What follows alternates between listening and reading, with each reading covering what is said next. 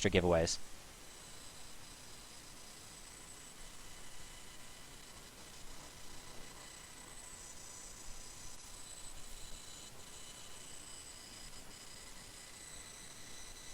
Okay, so final picks and bans here. On blue team, we have Kassadin, Nasus, Riven, and on the other side, we have Shyvana, Annie, Blitzcrank. It's what I've come to expect with our workshops.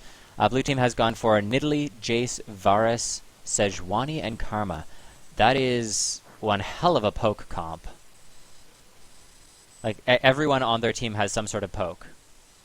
I gotta say, I'm very excited about the Sejuani pick. She has a lot of the same strengths as a Mumu, but she also has some more forgiving aspects, so I'm really excited to see how that works out for their comp. Now, the only drawback I can think of there is that Sejuani is actually very, very mana reliant. She does very quickly. Also, then purple team has Kayle, Renekton, Lucian, Vi, and Fiddlesticks.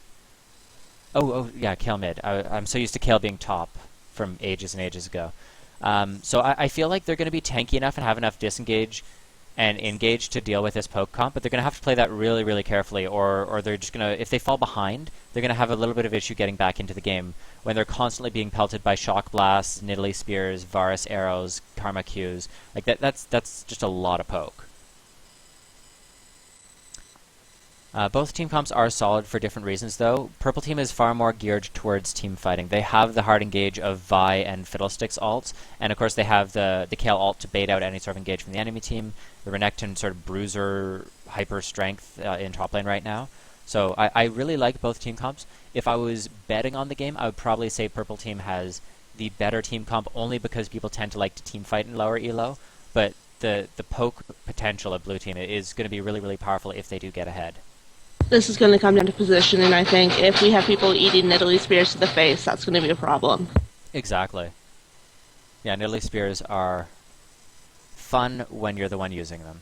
And on the other hand, if a squishy gets a little too far up, Vi can just murder them and delete them from the fight. So both sides really have to be careful about positioning here. Well, same with Fiddlesticks. Even after the nerf to his fear, it is one hell of a long CC. If he can just like alt over a wall and fear any of their carries, whoever is ahead, whether it's Nidalee or Varus or even Jace, that's a dead carry.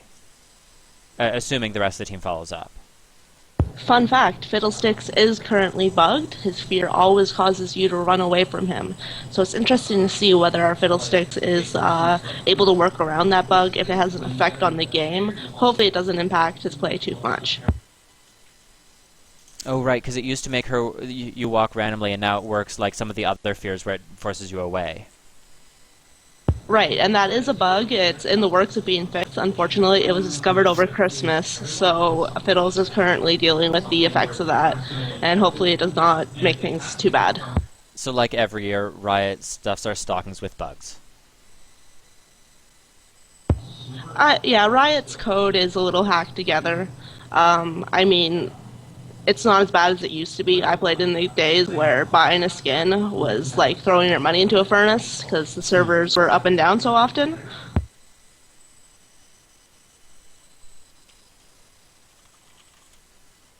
I'm smart. Because I have to deal with this delay, I can lulking and look at the runes now instead of having to wait through this god-awful 3-minute delay. I will send you the link. It's tactical skills like this that let you get into platinum. It's totally true. Cheating and using a LoL Nexus is how you carry games. Like, ask anyone.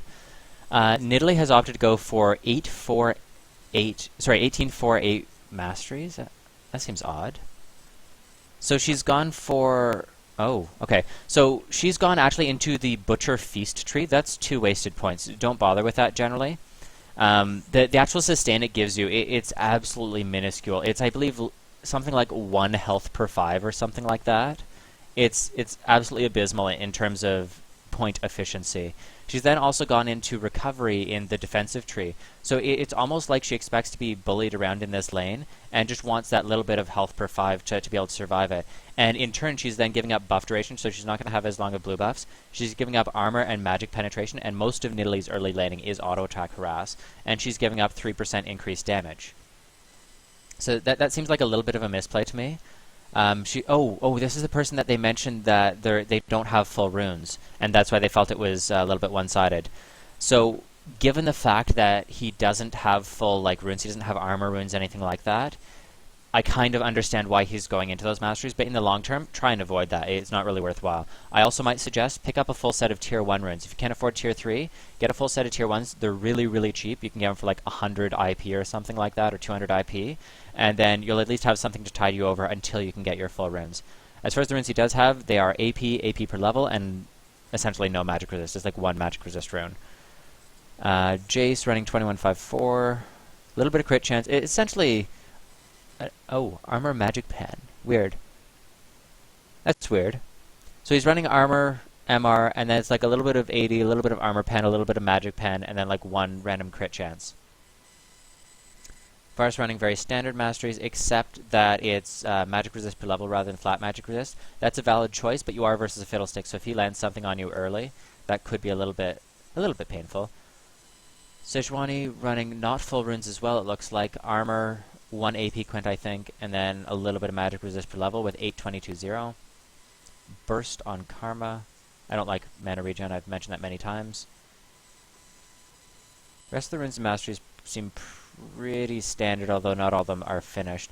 Vi is running the attack speed runes, which is what I would suggest on her, because you're going to proc more of your W to shred them down.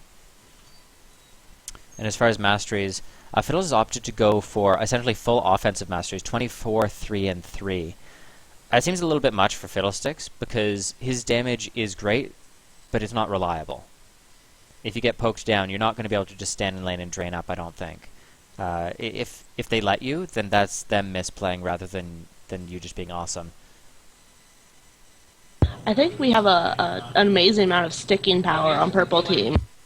We have Kaylee Q, we have Lucian's kit, we have Vi, we have Fiddlesticks. I feel like if anyone's out of position, even for a second, they're going to be punished hard for it, and we're going to see a lot of deaths come from very small mistakes snowballing due to the sheer amount of speed boost and CC that purple team has. For sure, and it also boils down to them just simply having a better team fight. I can tell you for sure, I'm a little worried about this Varus. Not anything about his personal skill, just Varus has no escapes. His only disengage is his ult and the small one on his AoE slow.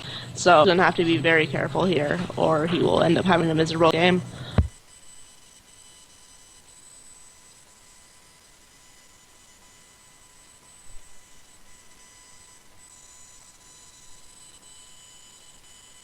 Oh, right, it's Renegado. He's pretty much only playing Renekton right now. I was like, we've seen a lot of that, and then I realized it's because it's the same person. I'm hoping to see him bust out the famous AP Renekton sometime, get a little Lizard Wizard going on. You always want Lizard Wizard. I will have to make you happy one of these days. Lizard Wizard is pretty much the best thing in LoL. Like, it's secret meta in Korea, I'm pretty sure, right now. I keep saying that I want to play AP Nasus mid one of these times when I'm smurfing. I once saw Skarner grab an AP Nasus in the middle of ult. Skarner pulled Nasus into the middle of his team, and Nasus promptly got a contra kill. Nice. Yes, Canadian Dummy, what can we help you with? You just keep saying our names, and I was like, oh, okay, are you going to ask a question? As much as I like hearing my name, it's usually associated with a question or an insult.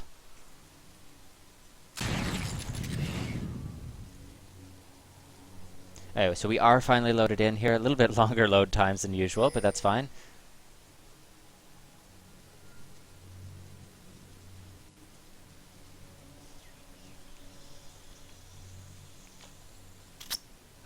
Welcome to Summoner's Rift. Welcome to Summoner's Rift.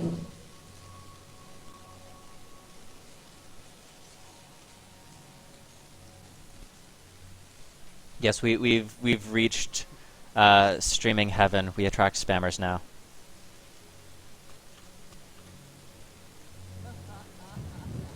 We have Karma with we have an ancient coin and a single ward start on her, along with her trinket. Varus has a D-blade, single health pot. Jace is cloth 5. which I think is an interesting choice against Renekton, especially since Renekton is running defensive masteries and Jace is running offensive masteries. I think that'll be an interesting matchup. Sejuani has the traditional Machete 5, and Nidalee has D-Ring and 2 health pots, so pretty standard starts. Requine, small request. Could you turn off the sound from your League client? Because it's coming over and we're just getting feedback. Minions have spawned.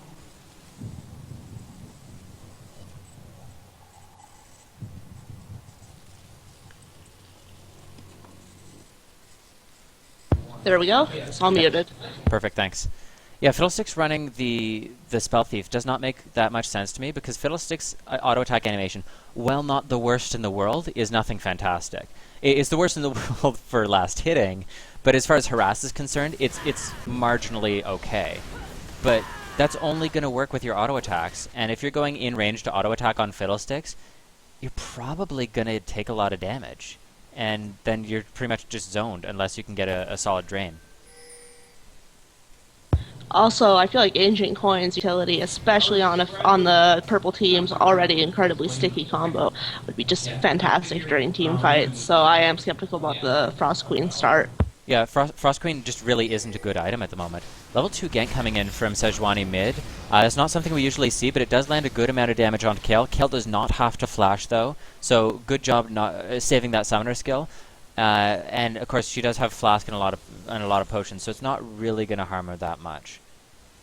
Ultimately, part of jungling is putting fear in your opponent as well. Even when you're not blowing summoners, as long as you're showing your face, that's a worthy way to spend your time as long as you're not falling behind.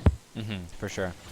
Now, Karma bot lane has been taken incredibly low. I didn't actually get to see the fight that took her that low, but at this point, she has no potions. She's popped all of them, so I would expect them to start trying to zone her a little bit. Maybe reset this wave, and then once it's been reset, just not let them near farm. Just constantly poke back onto them and keep them nice and low like that. Whenever Fiddles lands a fear, even though it is bugged so that the target will always run away, his ADC and his bouncing Q means it's not affecting their damage output too much. Sejuani now trying for a top gank. She's opted to stay and clear this ward. I'm not actually a fan of jungles doing that at the moment because it still shows you where they are. It seems like Renekton didn't quite notice though, or wasn't quite paying attention. It's possible that he was trying to bait the Vi in for the fight, but I don't know. It just seems like he should have seen that coming. They may be able to pick this up onto Sejuani. Nope, she's able to jump away at the last second right before the last hit would need to go down. Sejuani is very tanky at the moment. She's one of the most durable junglers you can take. Flash coming in mid, Flash Ignite. Barrier coming out from Nidalee. Not going to save her though, so First Blood goes over to Kayle. I would expect her now to push in this lane as hard as possible so that it denies minions to Nidalee, and then go by. Looks like he's not actually doing it. Kaylee's kit is so versatile. She can start with the Flask and still be able to drop huge amounts of damage. So that's quite a good start on her, especially against a Nidalee who has a weak early game. I do have the complaint though that he's not fully shoved in there. He just kind of sat around waiting. He is going to go back and buy now, but I know you could have done a little bit faster and maybe missed a few last minions. I feel this is where we see the advantage of having a jungler who isn't afraid to show their face. I feel like Kaylee would have been more enthusiastic about shoving if she didn't have the specter of Sejuani looming over her shoulder. Yes, but shoving faster is actually safer because you're not staying in lane. Even if you're not pushing wave, you're still in lane. Oh right, absolutely. It's just the fear, the hesitance that is the problem more than I think a mechanics issue. So we did have a double kill onto Lucian. I'm just backing up the replay here so that we can see exactly how that goes down. Looks like Karma misses her Mantrid Q, and then they're just able to absolutely just turn around and absolutely just turn that fight in and dominate that fight. They're then going to go back. Looks like Fiddle tries to stay. Again, there's no reason to do that. You just go back and buy while the wave is resetting itself. Jace is getting an advantage over Renekton on top, just managing to poke him down with ranged attacks. We'll see whether he manages to turn that into something.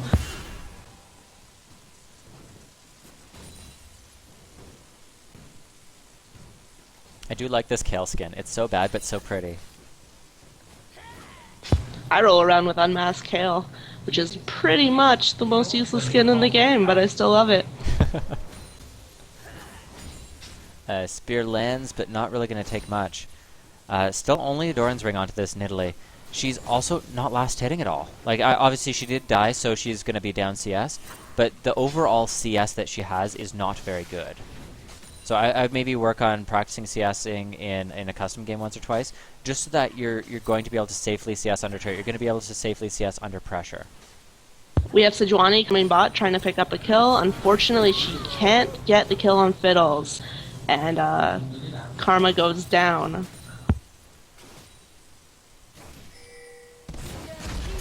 That's just way too deep from Sejuani there.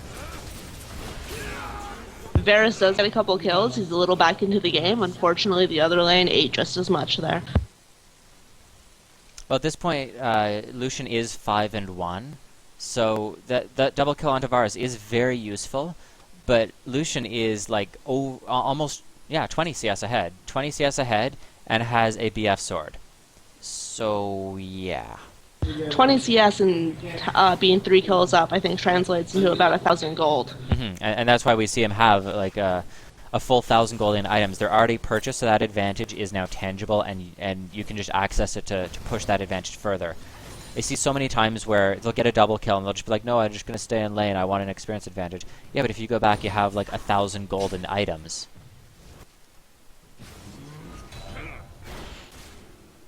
Brian, could you please blacklist that YouTube link? You can just log into Nightbot and blacklist the message itself, so to automatically dance them. Welcome to the glamorous life of internet popularity. Exactly. Nidalee does have Cougar now. She's going to be able to start to pick up that CS again. They did catch Sejuani out in jungle, but Sej is able to secure her red buff and escape with her life.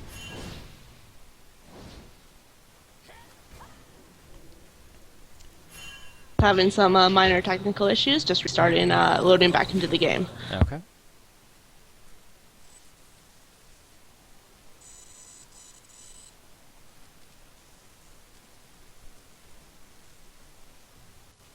Loading back in, I do notice that Jace has teleport, so we'll be seeing how he translates that into the game. I really don't like teleport on Jace. His split push isn't anything that fantastic, only because his dueling is not very strong. And what else are you using teleport for besides like to stop a turret dive or something? I just don't think on Jace that's a very good pickup. Speaking as someone who played a lot of Jace in Season 3, it is situationally useful when bot has wards down. Like you can see, there are wards in the upper bush. If the lane is pushed, Jace can teleport onto that, and his kill allows him to knock people back and to just burst them down. But that is very situationally useful. Sometimes the lane just won't allow you to do that. Sometimes the lane is so far ahead you'll just suicide if you go in. It basically is very high risk for a questionable reward. And now that Jace is so much weaker, it has even less of a chance of paying off. Jace is actually going to get reworked, so he's kind of in the old Eve hell, where Yeah, you where can't you get can't buff him where he's too strong, but he's too weak right now. right. There is Cypherius on the case, so I'm looking forward to the new Jace. Jace getting a little bit close there. Renekton does take a turret shot. They're just gonna pretty much just play their farm game at this point. Jace still hasn't gone back, whereas Renekton has. So as him running that teleport, I might suggest he push in as best he can, and just go by, use the teleport, just so that you're not down to minions. But you can't really stay and fight with just a cloth armor and no mana. A problem with Cloth 5 in season and preseason and season 4 is it's hard for me to guess what you would build it into on a lot of characters. I feel like there's a lot of items that aren't as useful as they used to be that came from Cloth. The only time I do it is if I was like a squishy mage versus an assassin. Because then, oh well, I want to rush an arm guard. But even then, it's like Doran's Shield is just so much better. Looks Sejuani like picks up a kill on bot.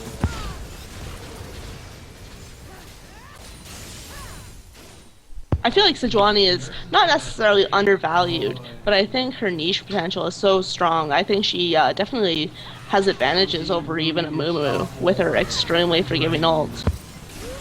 Oh, she is a very, very strong pick. I know when I was doing a ranked team a while back, we almost always ran Sejuani. It was just one of those things where it's like, I could play Sejuani, or I could play Nautilus or Hecarim or something like that. That was back when like Hecarim was what everyone was using. It was like, well, why wouldn't we just play Sejuani? And so we would do that like every game, and I'd play Nami.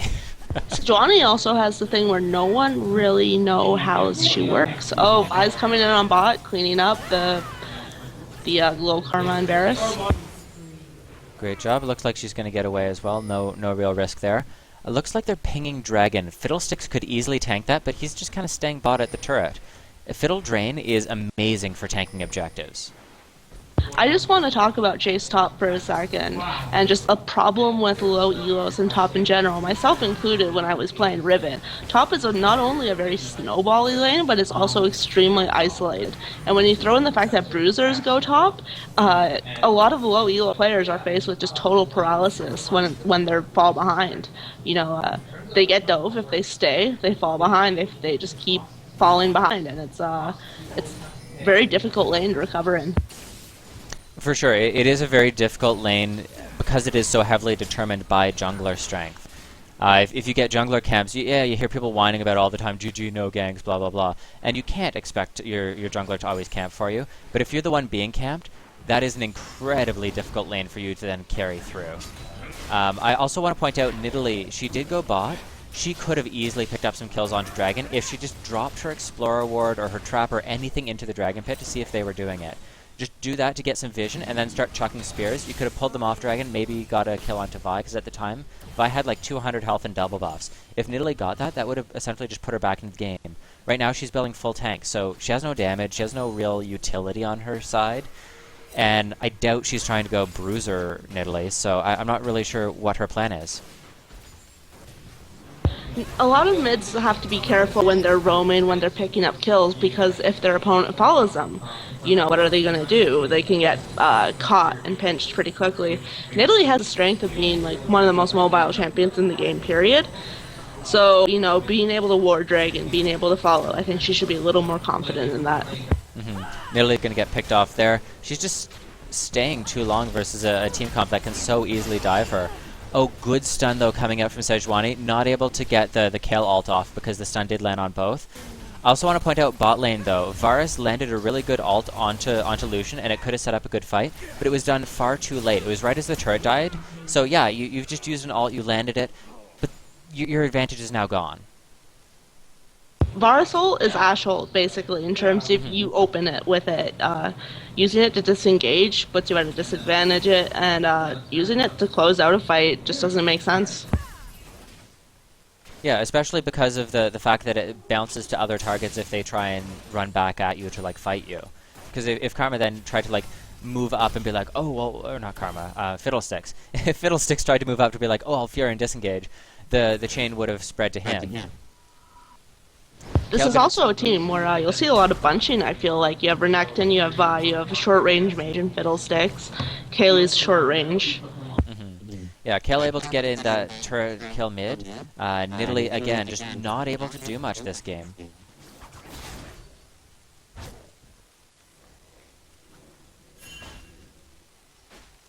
Sejuani is working hard, but there is a problem where, oh wow, Fiddle's over the wall to escape. Good job.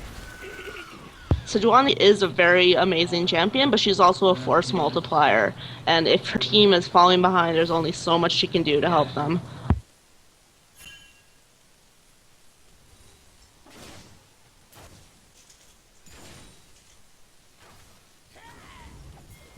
Lucian coming up here might be able to catch Sejuani out and land something. If they try and fight the Jace here, I think Sejuani obviously does have ult, but he's just so fed right now that I think that Renekton needs to move in, and they can dive this turret so easily. Renekton just seems a little bit hesitant to try and do anything like that, though. He's able to pick up the kill onto Lucian. In the meantime, Kale picking off Karma. Oh, maybe not, actually. Looks like that exhaust might save. Flash eventually goes down, and they are able to pick it up. I'm just not a fan of that Ignite pick on Varus, especially because Barrier nullifies its effects completely. Completely, yes. And it's also worth note. I'm assuming he was trying to take it to ignite a Fiddle as Fiddle's draining. But you're versus such a high CC and such a high burst team comp. Why are you running Ignite? You need Barrier, or in this case, you might even want to run Cleanse because you have the Lucian. You have the Fiddlestick Sphere. You have the Renekton stun. You have the Kale Slow, which may as well be a stun come late game. And like you just have so much that you might want to be able to cleanse. Obviously, cleanse is a situational pick, but it may have been worthwhile in this team comp. Right, with AP carries, when you take an AP carry mid or you take a bruiser top, it makes sense that you're taking Ignite because the kill potential is necessary to stay in the game. You're an early game champion. You need to carry early game. On an ADC, you need to stay alive and get farmed. That's your job. And that's why I've started doing the whole spell vamp Morgana thing, because Morgana's job is not to kill people, it's to land CC, and you can't land CC when you're dead. So why not just make her tanky? Yeah, ultimately, like when you have when you survive, even if you have to go back, you're still just you're wasting ults on the enemy team. You're wasting resources. It's always better to stay alive at all costs and have more kill potential. When you're playing ADC, that is.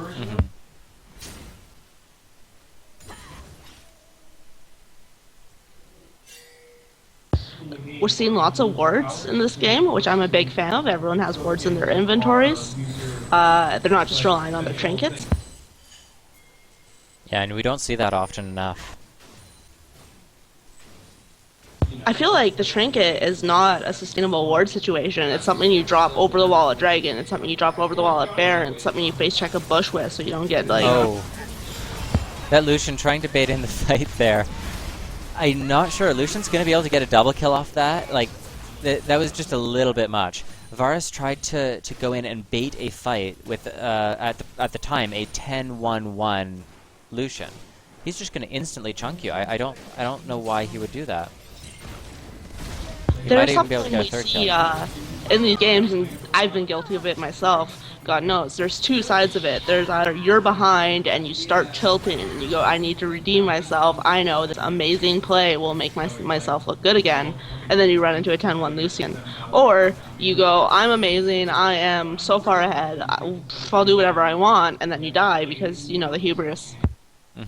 Looks like Purple Team is going to go for Free Dragon here. Great decision.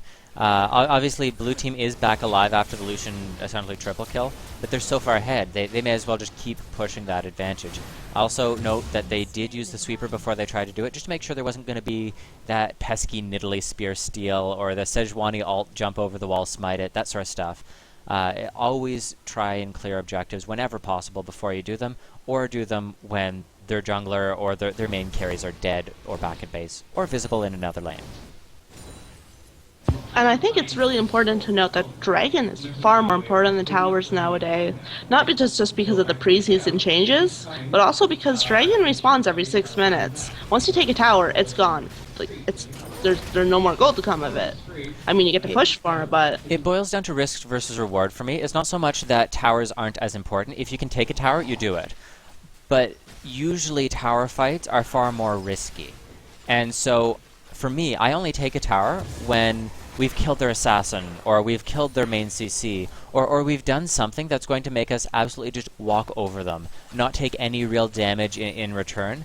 Just walk over to the tower, attack it a couple times, and it falls. If it's not that sort of level of easy, it's not usually worth it. I'd rather just go take a free objective. Right, especially with the changes where your top laner isn't getting a huge chunk of gold anymore. Yeah, well, that's just it. It used to be, oh, we took mid turret, now top lane and bot lane have won. I kind of wonder if Riot went too far with the anti-snowballing changes, where solo queue games are going about 50 minutes now. Well, they say they still have changes planned. I really hope they do go ahead with the Baron changes, because they sound fantastic. They're going to make it so that Baron gives you a move speed buff out of combat, almost like Boots 5. And then it would also give you increased damage versus turrets if there's no enemies nearby. So you could like split push and end the game a lot easier. I think that'd be an amazing thing. I think people are way too preoccupied on team fights in this game. And that makes sense. I mean, killing people, that's an amazing feeling. Pulling off an amazing play and like getting a triple, that's awesome. But ultimately, it doesn't really win games. Yeah, at this point, it's almost not even worth following Lucian. He's just finding targets alone and instantly killing them because he does have ideal build, really. Bloodthirster, Last Whisper, Trinity Force. So much damage, so much armor penetration, survivability. At this point, I'd expect to see him build into a Guardian Angel, just in case he ever does get caught in a bad team fight. But yeah. Nidalee's spear is threading the needle, and then the Verisol just stops short. So Vi is escaping a lethal situation. That's just bad luck.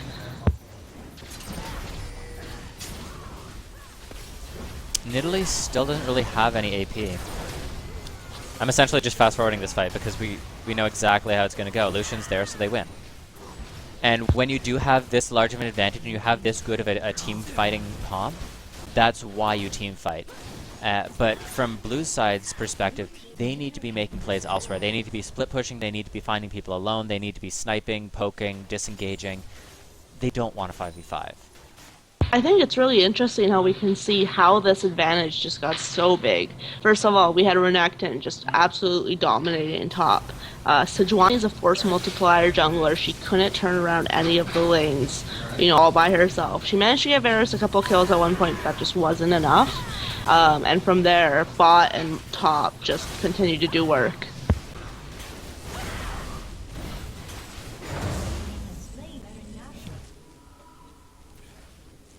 I see someone in chat asking if Lucian should get Sword of the Divine. Fun fact, Culling does not work with Sword of the Divine, so it's They not removed it for that specific reason, yeah. People were abusing that, and it was incredible, so since Riot hates fun, it had to go. I don't think any ADC should be building Sword of the Divine right now, except perhaps a gimmick Twitch build. No, the clear answer is gimmick Vayne build. Vayne Sword of the Divine is one of the most fun things you can ever do in a game. It's like Sword of the Divine Infinity Edge Trinity Force, and you just like walk up and one-shot them. Because it's just so much burst. I'm wondering if we're going to see a resurgence of Vayne with all the Bruiser picks right now. Yeah, but you also have to remember that the core AD carries right now are all lane bullies who dominate her. That's true. Vayne always comes into vogue when they hit the lane bullies. So when they hit Draven, you suddenly saw a lot of Vayne. When they hit, when Jinx has upcoming nerfs on the PvE, so it'll be interesting to see if squishier, more traditional ADCs come in. They're also giving Kog'Maw a round of buffs, so we might start seeing him again.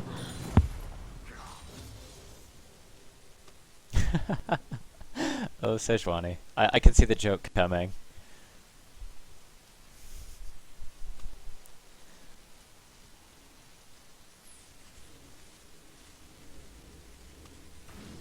Do try to keep any trash talking to a minimum, though. As we mentioned last game, this is for an environment for people to improve and learn from their mistakes.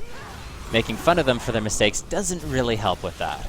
Anyways, so Renekton gonna completely zone with Kayle, allowing Lucian and Vi to just absolutely shred the turret and inhib. I would expect this to just pretty much be game now. Because they have two inhibs down. They're gonna be able to just combo in with the Lucian ult. Their enemy AD carry is now dead. I think they're just gonna end the game. Oh my goodness, that Varus damage is crazy. Or not Varus, the Lucian damage is crazy.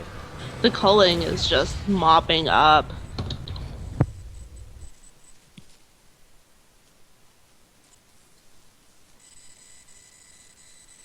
Okay, so I'll let you go over builds a little bit there. I'm just going to remind people that we are doing one final, not one final giveaway. We're doing another giveaway here, which is for Steam game. Keyword is workshop. Let me update this, because we already gave away the RP card. And yeah, you must be following an R to win. Go ahead with the builds, and I will check for new followers and everything so I can thank them after. Alright, you'll just have to give me 1 second.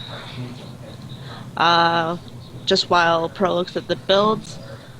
While Pro gets the work shop set up, I'm just having some technical difficulties. Okay, well in that case, I will talk. So Varus opted for Bloodthirster Zeal, a really standard build on Varus, nothing really out of the ordinary there. I've seen some Varus's build Blade of the Ruin King. I don't think it's really worthwhile anymore. We did comment on his Ignite not being a really good pickup for him, but again, that's personal preference. He can play what he'd like. I feel Barrier would be much better, though. Jace, I don't like the teleport on him. I also don't like Jace as a pickup right now. It can work, but he also went Tier. Tier takes so long to stack right now that it's not usually worthwhile. Generally, I've seen Jace go Bloodthirster, Brutalizer Rush, and then he can go into like almost like a Bruiser build after that. Because he has his Burst, he has his Poke. Brutalizer and then Last Whisper is third item, and then he usually builds some defenses. Okay, I can take over from here. Okay. If that works. So Nidalee is running a D-Ring.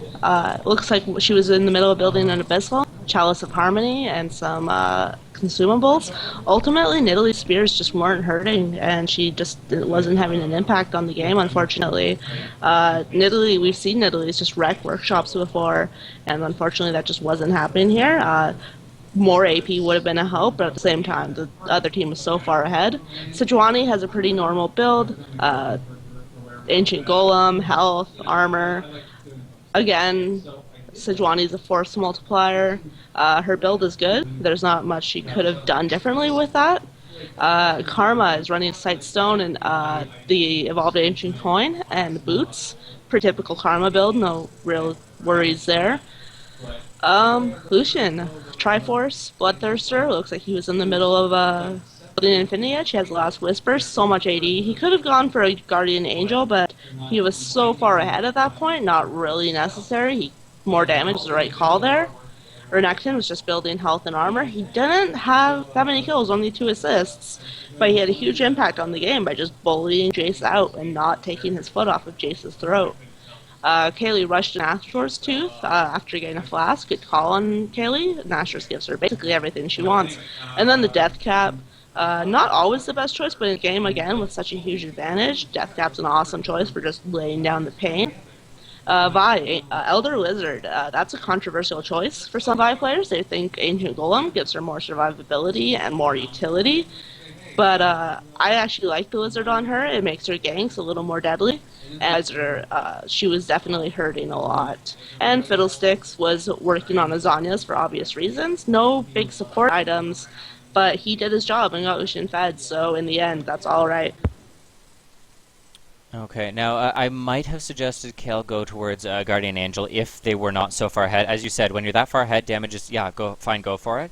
But generally speaking, Kale loves Hourglass, because she can just double bait invulnerability between her ult and between Hourglass. It's such a strong ability to be able to make yourself invincible and an ally, or just double invincibility yourself. Overall, though, not bad item builds at all. We did have some comments on overall play, decision-making, that sort of thing. We did have a lot of issue with just some of how Nidalee was playing. Could have been improved on significantly. And again, we had some complaints about just overall positioning and decision-making a little bit bot lane, where they kept trying to fight when they were so far behind. And I believe the main one that pops to mind was they were trying to bait in a fight so that Sejuani could get in behind and kill Lucian. But at that point, Lucian already had 10 kills. So Varus walked up to Lucian and got one shot. There's no way for him to survive long enough for Sejuani to get in position. At that point, I would wait for Sejuani. Sejuani can lead with her ult or lead it in with her dash and try and set up a fight that way. But if you're dead, you're not going to do any damage. Right, if I had to call a MVP for either side, I have to say Sejuani was the MVP. For blue side, she was always ganking. She seemed to be doing a lot of communicating with her team. You would see her stop and type at times. And, again, her champion wasn't the perfect choice for this game, just in terms of being able to come back from an early deficit. But she did her best. And obviously Lucian on purple side would just carried hard. For sure. Anyways, I'm going to get the next game going here. I'm just going to start inviting some players, and we'll take things from there.